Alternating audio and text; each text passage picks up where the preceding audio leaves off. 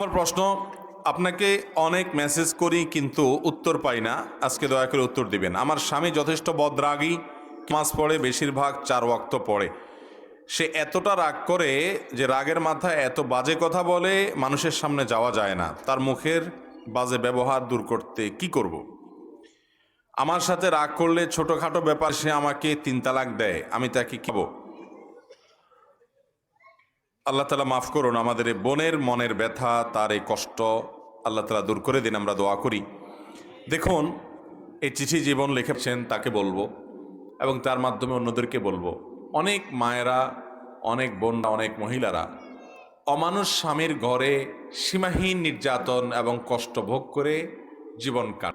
আমি তাদেরকে বলবো, প্রথমত আপনি তাকে সংশোধন করার চেষ্টা তো অব্যাহত রাখবেনই।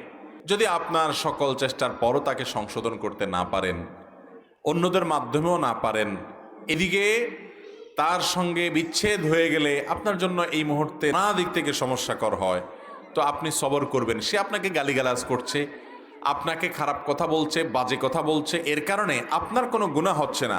হ্যাঁ, আপনি অপমানিত হচ্ছেন, আপনার কষ্ট হচ্ছে, গুনাহ হবে তার, ক্ষতি হবে তার। সে নিজের পায়ে নিজে কুড়াল মারছে। যে গালি দেয় ক্ষতি তার হয়, যাকে গালি দেওয়া হয় তার কোনো ক্ষতি হয় না।